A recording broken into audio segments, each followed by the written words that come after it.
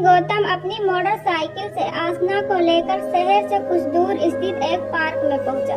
झील के किनारे एकांत में दोनों प्रेमी पैर पसारे बैठे थे। उन्हें लगा दूर दूर तक उन्हें देखने वाला कोई नहीं है। तभी झील के पानी में छपाक की धीमी सी आवाज हुई तो आसना बोली, लगता है किसी ने पानी में पत्थर फेंका है। बचा कोई आसपास है और हमें देख रहा है। आसना के बालों से उठती भीनी भीनी मादक खुशबू से गौतम को बिन पिए ही अजीब सा नशा हो रहा था। उसने पूछा, तुम कौन से ब्रांड का तेल लगाती हो? आसना मुस्कुरा दी और फिर उसने धीरे धीरे गौतम की जांघ पर अपना सिर रख दिया। गौतम उसके लंबे बालों को हाथों में लेकर कभी सूंघता तो कभी सहलाता। मौसम भी खुशनुमा था। वह आसना के चेहरे पर देर से निगाहें टिकाए था। आसना ने पूछा, क्या देख रहे हो? तुम्हारे मृग नयनों को। अब चले, शाम हो चली है, अंधेरा होने से पहले घर पहुंचना होगा। कह वह धीरे धीरे उठ खड़ी हुई और अपनी साड़ी की सलवटें ठीक करने लगी। आसमानी रंग की प्लेन साड़ी उस पर अच्छी लग रही थी। तभी हवा का एक झोंका आया और उसके आंचल ने उड़कर गौतम के चेहरे को ढक लिया। गौतम ने उसके पल्लू को पकड़ लिया तो वह बोली, छोड़ दो आंचल, प्यार करने का जी चाह रहा है, छोड़ो, देर हो रही है, चलो आज छोड़ देता हूँ। कहकर आसना की कमर के खुले हिस्से को अपनी बाह के घेरे में लेकर उसे कसकर अपनी ओर खींच लिया। मौसम है आशिकाना और आज प्यार करने को जी चाह रहा है। और फिर सटकर दोनों बाइक की तरफ चल पड़े। गौतम और आसना की इन हरकतों को थोड़ी ही दूर बैठा एक दंपति देख रहा था। डॉक्टर प्रेमलाल और डॉक्टर शीला मथुर। उस पार्क से थोड़ी ही दूर उनका अस्पताल था। कभी कभी अस्पताल से छूटने पर अपना तनाव और थकान कम करने के लिए वे भी इसी झील के किनारे बैठते थे। उन दोनों प्रेमियों के जाने पर शीला बोली, मैं इस लड़के को जानती हूँ। कुछ दिनों तक मैं उसके मोहल्ले में रही थी। एकदम आवारा लड़का है, अमीर बाप का बिगड़ा लड़का है। कॉलेज में एक ही क्लास में 3 साल से फेल होता आ रहा है और नई नई लड़कियों को फंसाता है। एक लड़की ने इसके दुष्ट कर्मों के चक्कर में पड़कर आत्महत्या का भी प्रयास किया है। डॉक्टर प्रेम ने कहा, छोड़ो, हमें क्या लेना देना है इन लोगों से। इस घटना के करीब 4-5 महीने बाद डॉक्टर दंपति की नाइट ड्यूटी थी। अचानक एक ऑटो रिक्शा से एक दंपति ने एक लड़की को सहारा देकर उतारा। वे उस लड़की के साथ इमरजेंसी रूम में डॉक्टर के पास गए। औरत बोली, डॉक्टर साहब, यह मेरी बेटी है। आज दोपहर से ही इसके पेट में बहुत दर्द हो रहा है और ब्लीडिंग भी हो रही है। डॉक्टर ने लड़की का ब्लड प्रेशर चेक किया और तुरंत फोन पर कहा, डॉक्टर शीला, आप तुरंत आ जाइए, एक इमरजेंसी केस है। 2 मिनट के अंदर ही स्त्री रोग विशेषज्ञ शीला वहां आ गई।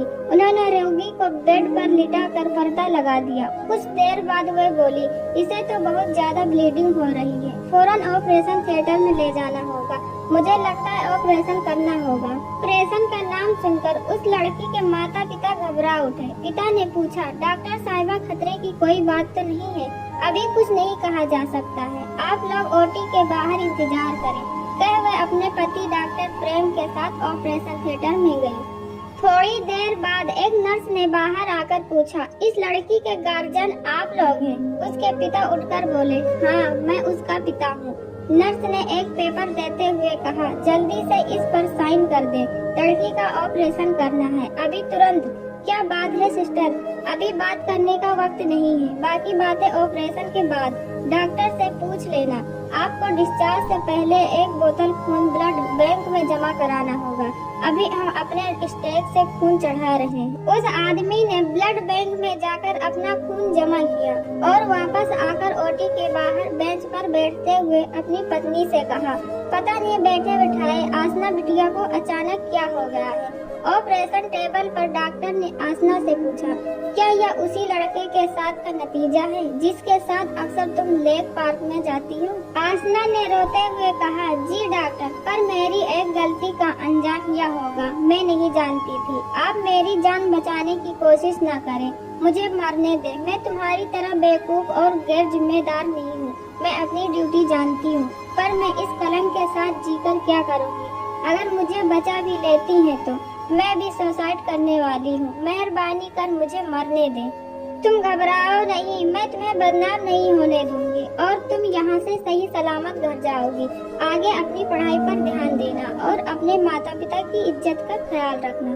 जी डॉक्टर, बस अब तुम पर एनेस्थीसिया का असर होगा और मैं ऑपरेशन करने जा रही हूँ। करीब 2 घंटे बाद डॉक्टर शीला ओटी से बाहर आई। उन्हें देखते ही आसना के माता पिता दौड़े आए। पूछा, अब कैसी है? लेकिन यह प्रेम कहानी कुछ खास है।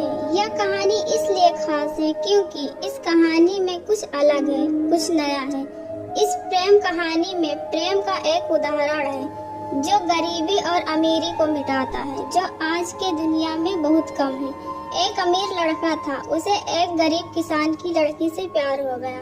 लड़की बहुत समझदार थी। एक दिन जब लड़के ने लड़की से कहा कि वह उससे प्यार करता है और उससे शादी करना चाहता है, तो लड़की ने कुछ सोचने के बाद लड़के से शादी करने से इनकार कर दिया क्योंकि उनका गरीब परिवार से रिश्ता था। लेकिन कुछ समय बाद जब लड़के को इस बारे में पता चला तो उसने लड़की के माता पिता से बात की और लड़की को समझाया।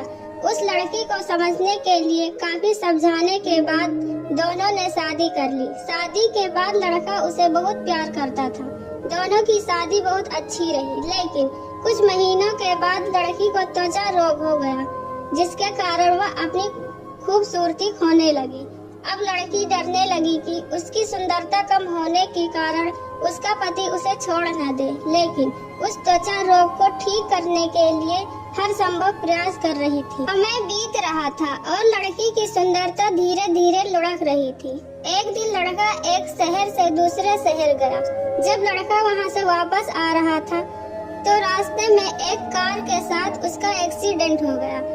उस दुर्घटना के दौरान लड़के की आंखें चली गईं। इस दुर्घटना के कुछ समय बाद उनका जीवन फिर से सामान्य और खुशहाल होने लगा। चर्म रोगों के कारण वह लड़की दिन प्रतिदिन कमजोर और बदसूरत होती गई, लेकिन पति के अंधे होने के कारण उसकी शादी अच्छी चल रही थी। दिखाई न देने के कारण लड़का उससे पहले की तरह प्यार करता रहा। कुछ साल बाद बीमारी के कारण लड़की की मौत हो गई। पत्नी की मृत्यु के बाद लड़का घर में दुखी हो गया और वह शहर छोड़ने वाला था। तभी उनके पड़ोसी ने उन्हें यह कहते हुए दिलासा दिया, अब तुम अपनी पत्नी के बिना अकेले कैसे रहोगे? वह तुम्हारी बहुत देखभाल करती थी। अब तुम्हारा जीवन अंधेरे में कैसे बीतेगा? तब लड़के ने अपने पड़ोसी की ओर देखा और गहरी सांस लेते हुए कहा, मैं कभी अंधा नहीं, लेकिन मैं अंधा होने का नाटक कर रहा। यह सोचकर कि मेरी पत्नी अपनी बीमारी और कुरूपता के कारण ऐसा महसूस नहीं करेगी कि मैं उससे प्यार नहीं करता, इसीलिए मैं बिना कुछ कहे अपनी पत्नी की खुशी के लिए इतने समय तक अंधा बना रहा। यह सुनकर पड़ोसी की आंखों से आंसू निकल आए और लड़का वहां से उठकर चला गया।